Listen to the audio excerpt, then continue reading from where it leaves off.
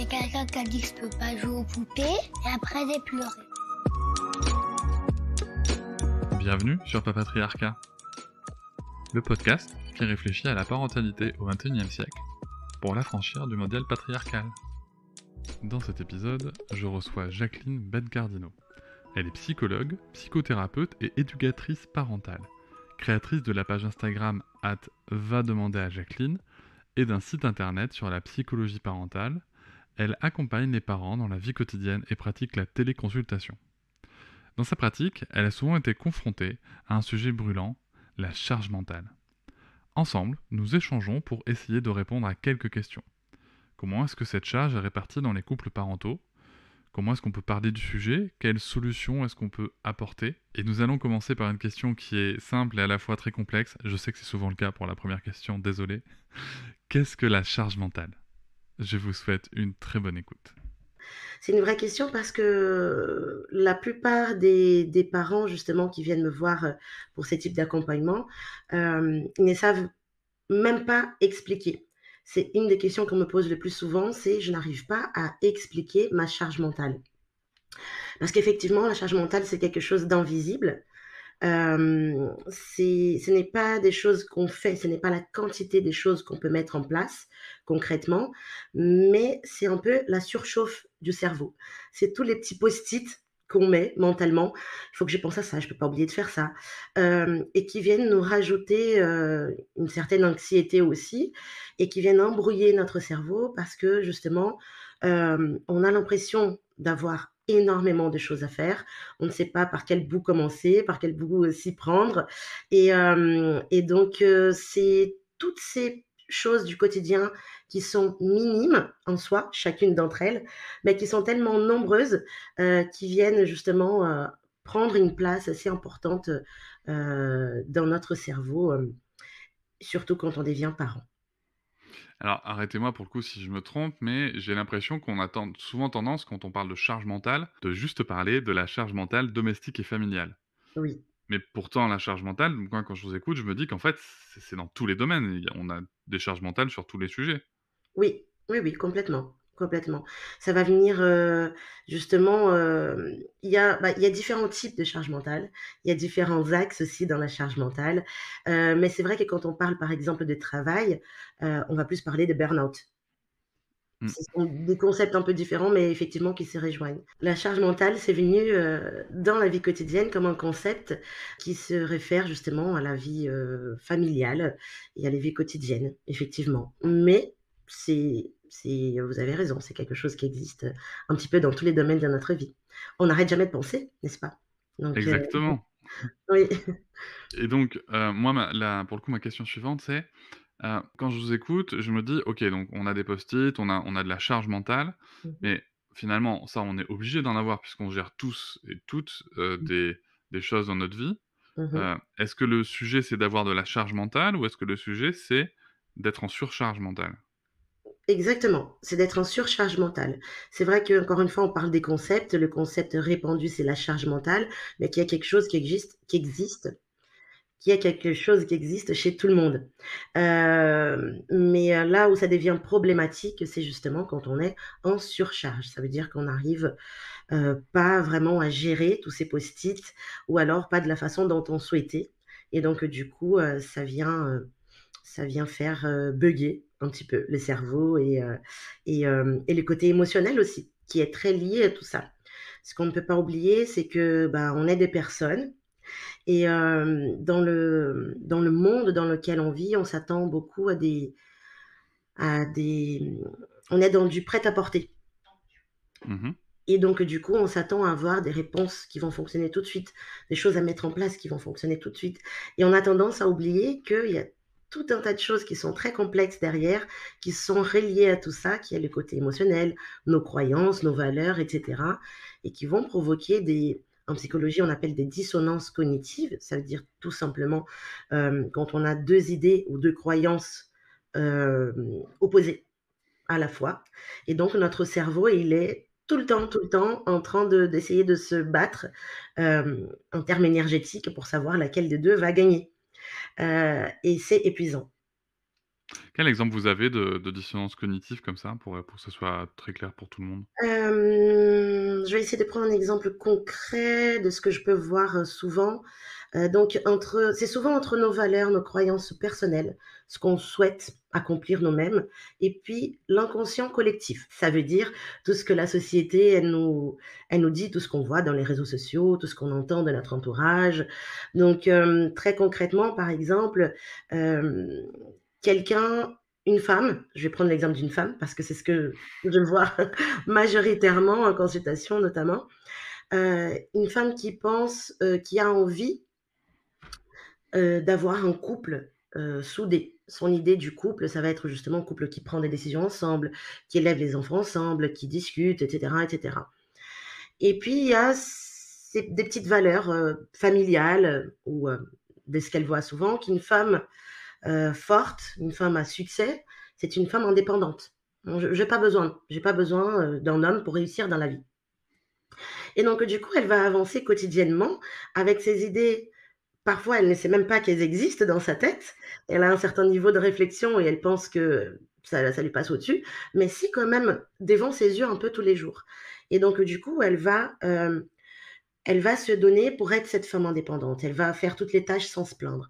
Elle va, voir, comprendre, que son chéri, il est fatigué, qu'il a déjà fait beaucoup de choses au travail et donc c'est pas grave si c'est encore une fois elle qui sort la poubelle et cetera et cetera. Et à un moment, pour quelque chose qui n'est peut-être même pas grave, moi je donne souvent l'exemple de la chaussette à côté du panier à linge sale.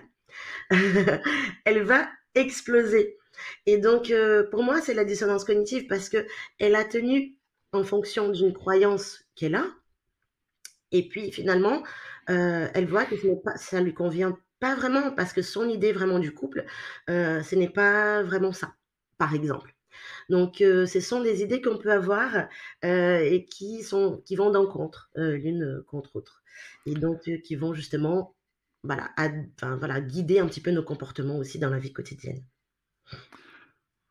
En effet, merci pour l'exemple, c'est très parlant. Oui, Vous dites, pour le coup, vous avez majoritairement de femmes oui, qui viennent traiter ces sujets. oui. Bon, on va pas se mentir, en effet, les surcharges mentales, notamment, domestiques et familiales, c'est un gros sujet, Mmh. féminin puisque, les femmes assurent encore 72 de ces charges dans les foyers. Quand je repense à votre exemple, est-ce qu'on peut pas se dire aussi que, là, on est sur un couple hétérosexuel, que Mmh. l'homme, aussi a une part à prendre?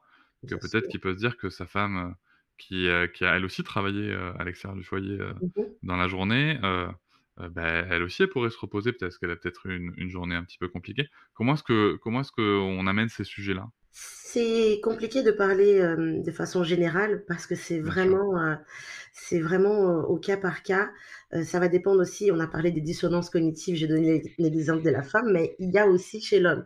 Il y a aussi ses valeurs culturelles, familiales, et tout ce qu'il peut croire et oui, bien sûr, il y a sa part de charge mentale à prendre, mais je pense que contrairement à ce qu'on voit justement, je ne suis pas là pour dire que c'est la faute des hommes qui ne comprennent pas les femmes.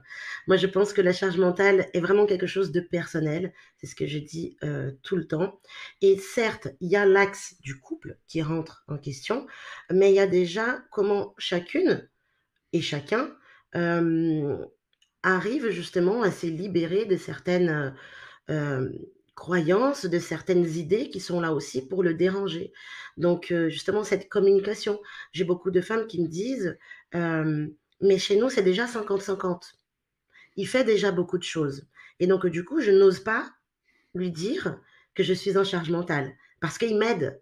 Voilà, c'est ça qui revient. Il m'aide déjà beaucoup. Donc il y a tout ce côté-là, qui est, il y a beaucoup de choses, il y a beaucoup d'axes, justement à travailler, quand on est en situation, de charge mentale. C'est important de savoir déjà, ce que je dis souvent, ça répond je rentre peut-être dans d'autres questions, mais on peut être en 50-50 en termes de tâches effectuées, mais l'organisation, la gestion de la vie quotidienne, c'est déjà un travail, à 100.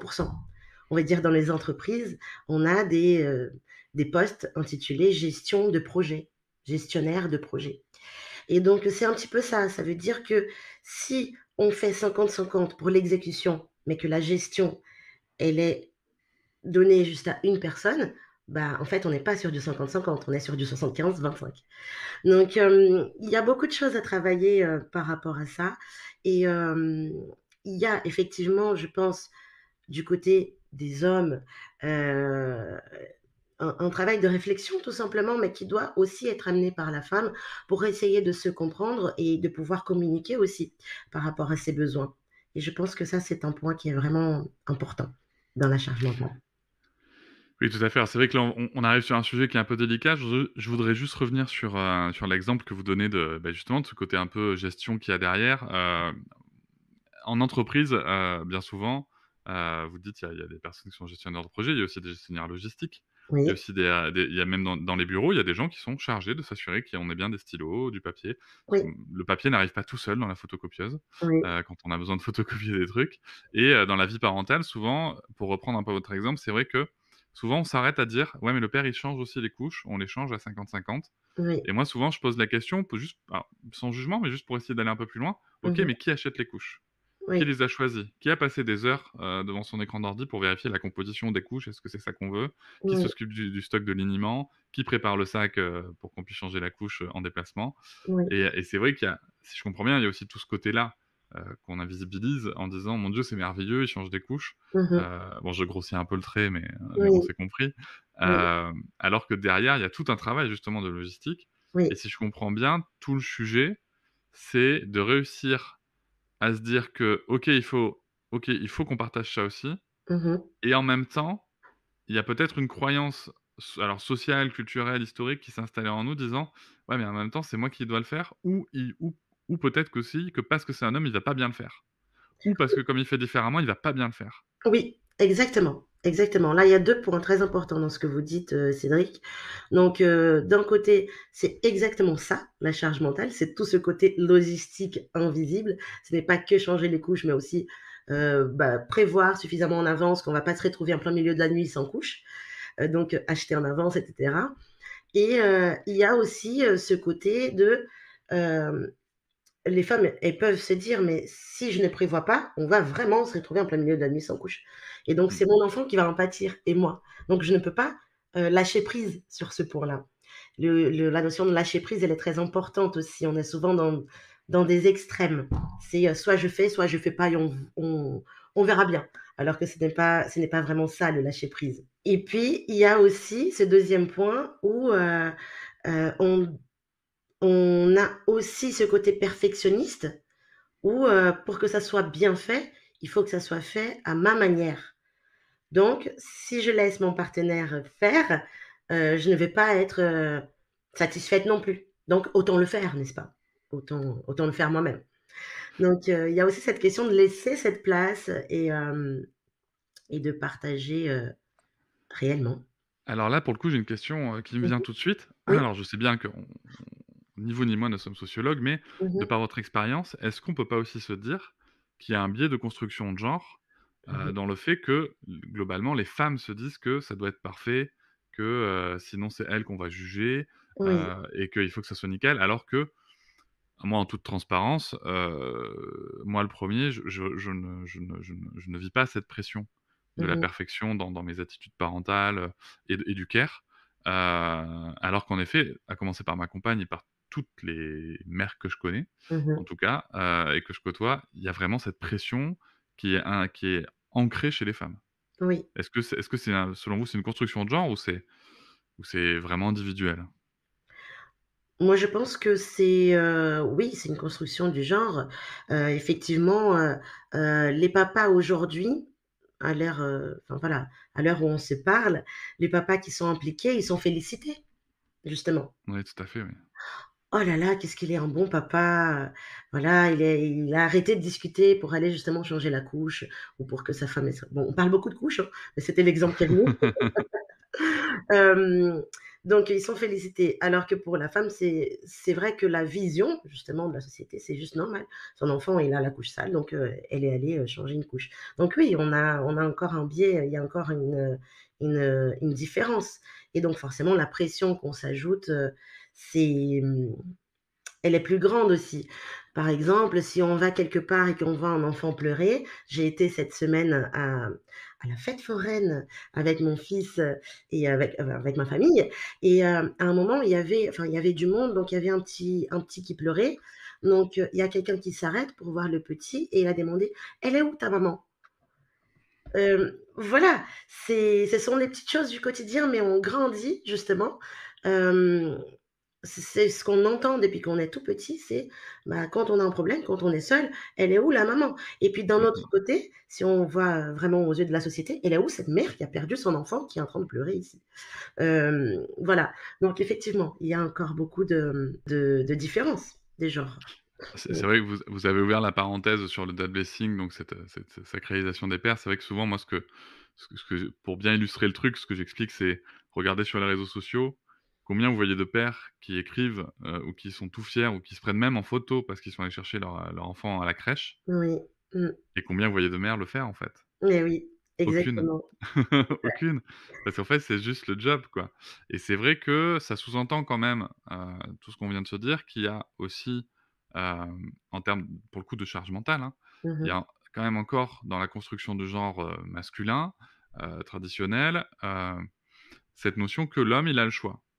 Il fait le choix d'aller changer la couche. Oui, Mais quelque part, ça veut aussi dire que, bah, si je le fais pas, il y a bien une personne qui va s'en occuper. oui, Et exactement. ça me renvoie à, pour le coup, on va sortir un peu de la sphère parentale. Je vais Oui, raconter une anecdote personnelle. oui. C'était que moi, j'ai vraiment pris le sujet de la charge mentale dans les dents quand j'ai arrêté de travailler à mon emploi, à l'extérieur du foyer.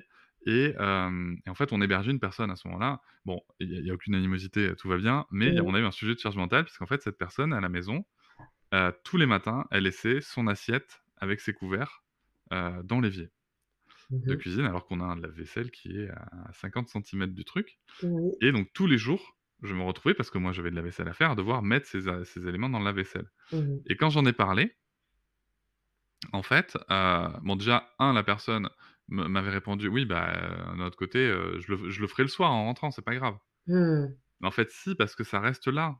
Oui, C'est enfin, il faut bien pour la personne qui reste, en fait, c'est comme une tâche, c'est comme une espèce en effet, de post-it qu'on nous a collé pour le coup oui, et qui nous gâche la vue toute la journée, quoi. c'est ça, qu'on n'a pas eu le choix justement, qui s'est rajouté comme ça. Exactement. Oui, oui.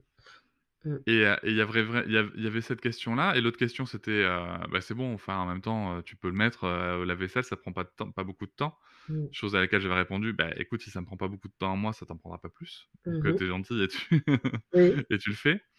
Mais je me demande, en fait, tout ça, moi, ça m'a, bon, j'ai plein d'exemples, hein, sur la charge mentale, Oui. de contre-exemples, par rapport au genre puisque je passe beaucoup de temps à la maison. Mais l'idée, en fait, moi, c'est que je me suis dit: «Tiens», il y a quelque chose qui m'a frappé. Je me suis vraiment dit: «Tiens, est-ce qu'à un moment, la charge mentale, en tout cas telle que moi je l'aperçois, c'est qu'à un moment on se dit», et ça peut être légitime, hein, dans la vie d'un foyer, Mmh je mh. préciserai peut-être après. À un moment, on se dit que son temps à soi, on va pas faire quelque chose parce que son temps à soi est plus précieux, Mmh. on a plus de considération pour son temps à soi que pour l'autre personne avec qui on partage notre vie. C'est-à-dire, on va considérer que, heu, bah, l'autre personne, elle va avoir le temps de faire ce que nous, on n'a pas envie de faire, quoi. Oui. Mmh. Et ça fait mal, hein, ça fait mal, hein, à conscientiser. Mais Oui. est-ce que vous faites aussi, vous, ce constat-là dans vos accompagnements que, bah, à un moment, il faut bien dire les choses, c'est qu'on se dit que l'autre personne, elle a que ça à foutre? Oui. Oui, oui, oui, tout à fait, parce que justement, ce qu'on voit, dans les personnes qui sont en situation de surcharge mentale, c'est que, le point, on va dire, commun de toutes ces personnes-là, c'est qu'elles ont une to-do list interminable. Parce que quand on a fini le dernier item, il y en a déjà 30 qui se sont rajoutés derrière. Hem Et elles attendent d'avoir fini cette to-do list pour s'autoriser à prendre du temps pour soi. Et donc, comme la to-do list, elle n'est jamais finie, bah, elles ne se sentent jamais légitimes de prendre, du temps pour elles. Et donc du coup, c'est ça qui devient problématique parce que derrière, on ne peut pas s'épanouir, que ça soit dans le couple, que ça soit personnellement, que ça soit en tant que parent. Quand on a juste les contraintes, c'est difficile aussi d'être, voilà, agréable, de partager d'autres moments. On a l'impression justement de perdre du temps parce que justement on manque de temps pour soi, pour faire quelque chose qui nous plaît vraiment. Et quand je parle de ça, elles me rigolent, elles rigolent vraiment. Elles disent: «Non, mais avoir du temps pour soi, c'est ouf, c'est même pas, C'est un luxe, voilà, c'est c'est un un luxe». privilège. Voilà, j'ose même pas, c'est même pas pour ça que je viens vous voir, hein, c'est juste pour m'organiser. Vous voyez? Donc oui, la question du temps pour soi, elle est vraiment, importante, cette question de, comme vous pointez très bien, de, de l'importance qu'on peut accorder au temps pour soi, sans culpabiliser, sans se dire, «J'ai Mmh. tellement de choses à faire, je devrais pas me poser 5 minutes». Ou alors si je me pose 5 minutes, je suis appelée 3 fois par l'enfant, 15 fois par le conjoint et cetera. Et donc déjà, je me lève, ce que je vous partage, c'est des choses qui reviennent, hein, qui reviennent souvent. C'est, bah, quand j'essaie de prendre 5 minutes, bah, c'est de toute façon, c'est pas possible. Donc Mmh. donc effectivement. Ça se discute, mais Oui, mais bien on est sûr. d'accord, bien Moi sûr. moi, ce que je trouve, assez triste, c'est de voir que, ce sujet de la considération, justement, en fait, les messages qu'on passe dans le verbal et dans le non-verbal, donc je parlais de considération, c'est que les personnes aussi finissent quand même à se dire elles-mêmes, à se déconsidérer, en fait, dans ce qu'elles avalent, dans ce qu'elles apportent, Mmh. et c'est quand même un sacré cercle vicieux qui se met en place, quoi. Ah oui, l'estime de soi, elle prend un vrai coup, c'est sûr, c'est sûr.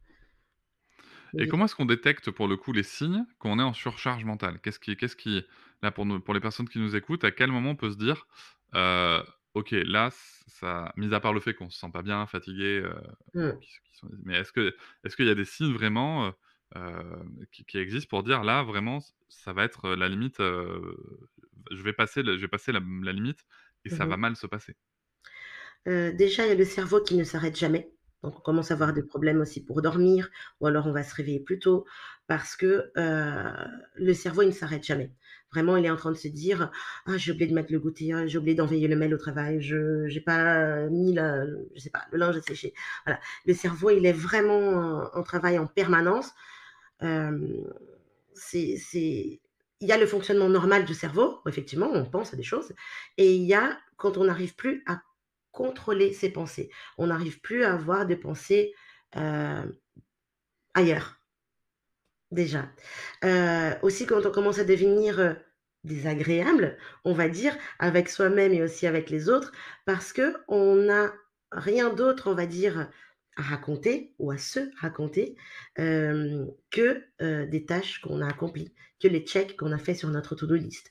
Ça veut dire que, là déjà, la personne, elle ne se laisse pas l'espace pour exister ailleurs, et je ne dis pas juste de faire des grands voyages, de faire des soirées, des choses qu'on faisait avant d'avoir des enfants, par exemple, mais d'avoir des petits moments pour soi, des petits moments pour se poser, pour faire quelque chose qui me fait plaisir. J'ai le droit aussi, je ne suis pas là que pour faire des tâches. Donc quand on est arrivé vraiment à un point, où on n'arrive plus à dormir parce que ça prend tellement d'ampleur, où on n'arrive pas à penser d'autres choses, on n'arrive pas à prendre du temps, ou alors on commence à oublier aussi beaucoup de choses. À force d'avoir tant de choses à faire, comme j'ai dit souvent, le cerveau, il bug vraiment. Ça veut dire qu'on a augmenté le seuil d'urgence du cerveau, et donc tout nous paraît important. On met tout dans la même case des priorités. On n'arrive plus à faire la différence entre ce qui est vraiment important et ce qui peut attendre. Là, pour moi, c'est vraiment l'alerte rouge. Ouais, ça c'est Ouais. vrai que c'est un très, très, très gros sujet. Oui. C'est un très, très gros sujet que je traite aussi moi sur mon site, d'accompagnement parce que c'est vrai que la co comment est-ce qu'on s'organise, comment est-ce qu'on prend de l'énergie, c'est vraiment un sujet important et il y a quand même quelque chose aussi qui m'interpelle, c'est que vous parlez beaucoup de to-do list, Oui. et souvent, malheureusement, je vois, des gens, expliquer aux autres que: «Non, non, mais en fait, tu es pas en surcharge, il faut juste que tu t'organises, on fait Mmh. des to-do list, fais des to-do list». Mais en fait, le sujet finalement, souvent, c'est qu'on s'aperçoit que le sujet, c'est pas de faire des to-do list. Oui, Le sujet, c'est de se rendre compte que cette putain de to-do list, elle est trop grosse, quoi oui, exact. et qu'il faut la décharger. Oui. Est-ce que c'est aussi le constat que vous faites? Sachant Oui, que moi, je parle un peu vulgairement, ça m'arrive. oui, il y a pas de problème. C'est vrai, c'est les ressentis en tout cas, hein, donc hem, oui, exactement, c'est tout ce qu'on est en train de se dire. La charge mentale, ce n'est pas que apprendre à s'organiser. Oui, c'est important, d'apprendre à s'organiser parce que quand on apprend vraiment à s'organiser, on va apprendre à définir ses priorités. Par exemple, on va apprendre, le lâcher prise, mais le lâcher prise réel, pas le ne plus faire, ce n'est pas ça. On va donc voilà, mais ce n'est pas que apprendre à s'organiser, c'est aussi réellement, apprendre à communiquer avec son partenaire, apprendre à avoir un regard, global sur tout ce qu'on a à faire justement et comment on peut améliorer, comment on peut peut-être automatiser certaines choses, comment on peut partager certains axes de la logistique, et comment on peut le faire tout en le vivant de façon sereine. Ce n'est pas dire: «OK, maintenant c'est toi qui fais ça et puis, derrière, bah, je dois aller vérifier, est-ce que c'est vraiment fait comme ça?» Voilà, il y a Mmh. plusieurs points, donc l'organisation est quand même C'est un sujet, en oui, bien sûr. voilà, enfin voilà, c'est quand même central, mais ce n'est pas que l'organisation, c'est évident. Pour Tout à bien fait. apprendre à s'organiser, il faut qu'on soit bien aussi dans d'autres endroits, par rapport à ça. Vous évoquez le lâcher prise là depuis plusieurs fois, Oui, en expliquant qu'il y a un vrai lâcher prise et visiblement un faux lâcher prise. oui, Est-ce que vous oui. pouvez éclairer un petit peu sur cette notion, s'il vous plaît? Oui, je peux essayer. Essayer de faire vite, parce que justement dans mon accompagnement, charge mentale, on a tout un chapitre sur le lâcher prise et je connais, les parents, je l'ai dit d'ailleurs dans ma vidéo, j'ai dit: «Dès que je vous parle de lâcher prise, vous me dites: "Non, non, non, non, non, Jenny, je veux pas entendre parler. Quand il s'agit de mon enfant, je ne lâche rien, c'est mort"». Et donc du coup, c'est quand je parle du vrai lâcher prise, ça veut dire justement de laisser cette place à l'autre, de laisser cette chance à l'autre de prendre la place, de peut-être gérer le stock de couches, de faire peut-être des essais jusqu'à ce qu'on se sente en sécurité pour, justement déléguer, on va dire, Mmh. certaines parties de la logistique. Mais le lâcher prise, pour moi, c'est d'accepter que enfin, d'abord, il faut qu'on apprenne à définir nos priorités. Ça, c'est la première chose. Donc, il y a certaines choses qui sont tellement importantes qu'on ne peut pas, accepter que ça ne soit pas très bien fait. Mais il y a d'autres choses qu'on peut accepter juste qu'elles soient faites, en fait. Si c'est fait, bah, c'est cool, c'est OK. Ça me soulage, ça me décharge et bah, c'est fait. Et donc pour moi, c'est ça, c'est d'accepter que les choses soient faites, mais peut-être pas à ma manière, peut-être pas comme je voulais, mais elles sont faites et tout roule. Pour moi, c'est ça le lâcher prise. Mmh, tout à fait, je vous rejoins totalement, totalement, totalement. Donc une fois, bon là on a parlé du lâcher prise, on a parlé des signes un petit peu qui peuvent arriver quand on voit qu'on est en charge mentale. Mmh. Donc est-ce qu'il y a d'autres solutions? Est-ce qu'il y a d'autres, outils qui existent justement pour, améliorer cette situation de surcharge mentale? Il y en a plusieurs. Déjà la question de la définition des priorités, je pense qu'elle est très importante aussi. Mmh. D'apprendre à définir ce qui est important, ce qui est urgent, ce qui peut attendre, ce qui doit être fait à la perfection et ce qui doit juste être fait. Ça, c'est très important. Hem, la communication aussi, c'est très important, et surtout, je pense, la prise de conscience. C'est un travail sur soi. La prise de conscience que, prendre du temps pour moi, ce n'est pas un luxe, c'est nécessaire justement pour que mon couple, il aille bien aussi, pour que, mes enfants, ils aillent bien. Il faut que j'aille bien, en fait. C'est ce que j'ai dit tout le temps dans mes accompagnements et dans ma page aussi, Instagram, partout d'ailleurs, c'est le message que je véhicule. Votre enfant, il a pas besoin d'un parent parfait, il a besoin d'un parent qui va bien. Point. C'est ça, c'est tout ce dont mon enfant il a besoin, d'un parent qui va bien et donc pour ça, il faut qu'on puisse, hem, avoir de la considération pour soi-même, prendre du temps pour soi-même et ça se travaille. Donc ça, c'est je pense le premier pas, c'est la prise de conscience, aussi du parent que je vais devenir, de la personne que je vais devenir, de la femme ou du mari, que je vais devenir et donc oui, moi je dirais que c'est tout ça. C'est surtout beaucoup de prise de conscience Mmh. et la définition des priorités, l'organisation, le lâcher prise. Il y a vraiment, différents outils, mais c'est un travail global, la charge mentale, puisque c'est quelque chose qui touche, tellement d'axes différents, comme on a vu en début de l'épisode. Hem, c'est un travail global et donc c'est une prise de conscience globale aussi. Moi, il y a une question que je me suis posée, que j'ai observée et il y a quelque chose que je dis souvent à des parents, alors soit que je peux, moi, accompagner en séance quand on fait des parenthèses parentalité Mmh. ou même sur les réseaux tout simplement. C'est que les gens quand ils me parlent de charge mentale et je leur pose souvent cette question, c'est de leur dire: «Mais est-ce que pour vous, votre objectif pour vos enfants, c'est que plus tard, ils fassent plein de choses, qu'ils se reposent jamais, qu'ils prennent pas soin d'eux?» Mmh. Elle me dit: «Bah non, non, non, non, au contraire, justement, je fais plein de choses pour qu'ils prennent soin d'eux». Et je pense on a tendance à oublier, que nos enfants deviennent aussi tels qu'ils nous voient Oui, et que s'ils ne voient pas leurs parents dire: «Bah, attends, là, je vais prendre 5 minutes, je vais me poser. Bah, non, là, je vais pas être là parce que je vais au sport, parce que ça me fait du bien». oui, Enfin, plein d'autres exemples. oui, Bah, finalement, en fait, on leur transmet aussi cette culture de pas prendre soin de soi, quoi. exactement et ça, c'est un point très, très important. C'est vrai parce que, du coup, l'enfant, il ne grandit pas justement avec la vision que, bah, c'est important de, je sais pas, sortir avec ses amis. Mmh mh. Ce soir, tu es gardé parce que, je vais voir mes copains, mes copines. Ou alors, p papa et maman, ils sortent ensemble ou, maman et maman, enfin, peu importe, papa et papa. Oui, oui, bien sûr, oui. Hem, on sort ensemble, on prend un temps tous les 2. Donc oui, effectivement, c'est important de montrer à l'enfant que bien sûr, il sera toujours, le plus important pour nous, mais que, on a aussi une vie. Oui, complètement, ça c'est un point qui est très, très, très important. Que l'enfant il Ça ne puisse change en rien le lien d'attachement, d'ailleurs. non, Ça ne change en rien le non, lien d'attachement. non, il y a toujours des nuances. Oui, bien sûr. Est-ce que c'est voilà, on a 1 heure par jour pour voir l'enfant et c'est l'heure où on prend pour faire du sport. Moi, je dirais, il faudrait peut-être faire un compromis à ce moment-là. Oui, tout à fait, oui. Donc il y a toujours des nuances, mais oui, c'est important que l'enfant qu'on à partir du moment où on a justement, heu, cette connexion avec l'enfant, du temps de qualité dont il a besoin et cetera, c'est important qu'on puisse avoir du temps de qualité pour nous aussi et que l'enfant, il puisse le savoir. Oui. Tout à fait. Mmh. Et c'est d'ailleurs ce qui permet de encore mieux prendre soin de son enfant, comme vous l'avez très justement, souligné.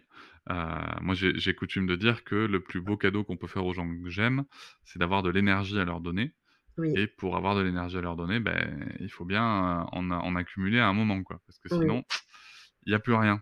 exactement. C'est le fameux réservoir émotionnel. Oui, tout à fait. Réservoir affectif, on en parle souvent justement, pour les parents, mais on a aussi chacun notre propre réservoir Mmh affectif et mh. émotionnel qui doit être ressourcé et qui doit être rempli, régulièrement. Bah, je pense qu'on a bien fait le tour, du sujet de la charge mentale. Oui, On est allé bien loin. Hem, Vous proposez un programme, vous, pour accompagner, les parents, c'est ça, sur le sujet? oui, oui. Enfin les parents, les gens, peut-être juste?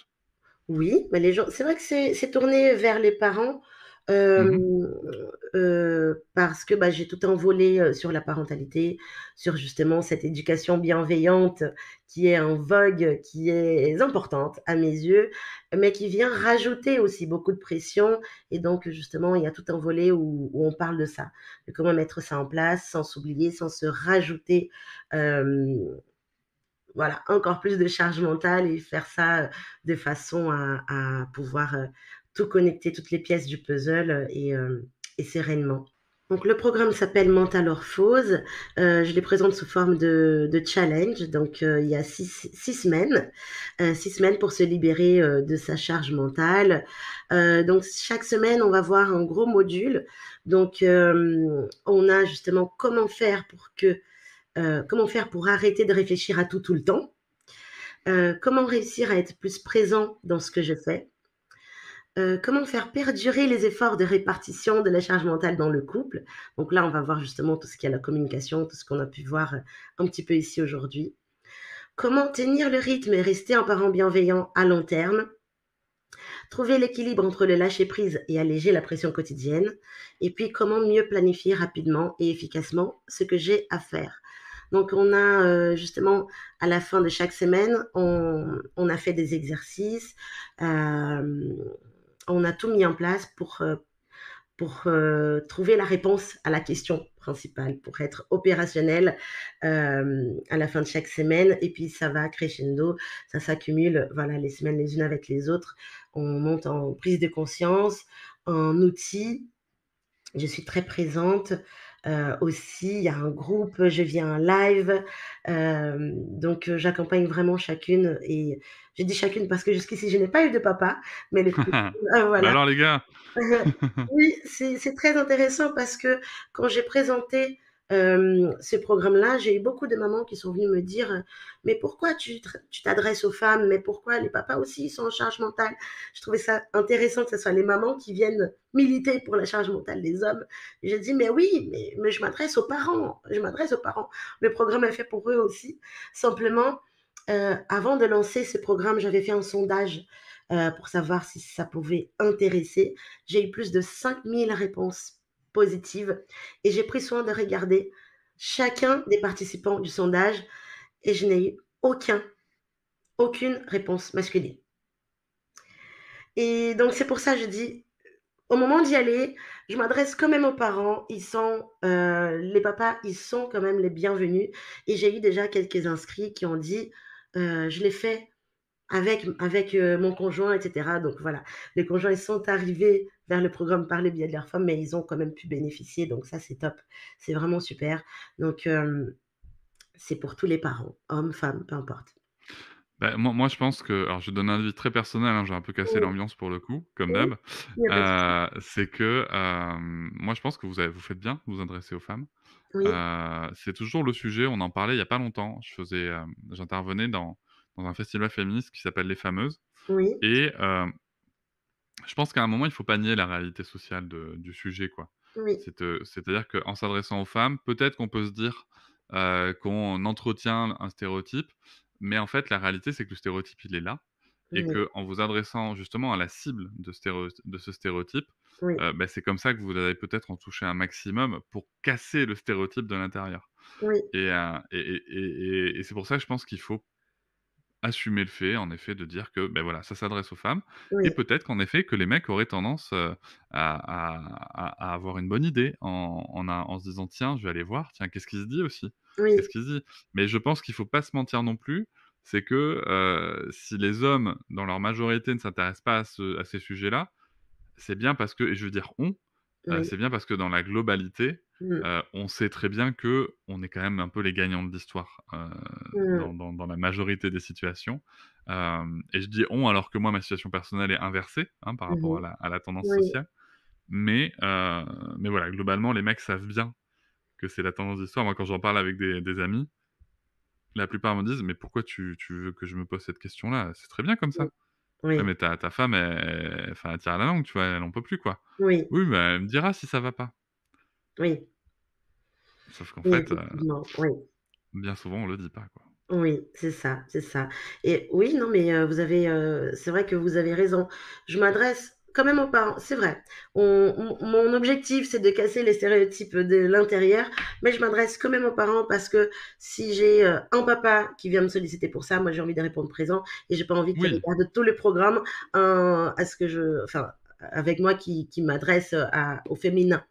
mmh, Hem donc, c'est très important. Mais c'est vrai qu'en général, jusqu'ici, avec les inscrites, ce qui se passe, c'est que, le conjoint, il finit soit par regarder un petit peu, soit par entre-écouter entre 2 vidéos un petit peu et par commencer à observer certains changements et donc, donc c'est ça qui fait aussi qu'ils viennent, et ça, c'est vraiment chouette. C'est vraiment chouette. ça marche pareil avec mes podcasts, hein, je vous rassure tout de suite. Oui, C'est bon, ça c'est ça marche pareil, je vais oui, l'écouter dans la voiture, l'air de rien avec mon mec et puis je vais oui, voir, je vais dire: «Tiens, tu as vu, ça peut être sympa oui. d'écouter ça». Donc ça marche très bien. Oui, Merci beaucoup Jacqueline Bencardino pour le traitement de ce sujet. merci à vous Cédric pour cette invitation. À bientôt. À bientôt. Je vous remercie de m'avoir écouté. Je vous invite à vous abonner et nous pouvons aussi nous retrouver sur Facebook, Instagram et sur le blog papatriarca.fr. À bientôt.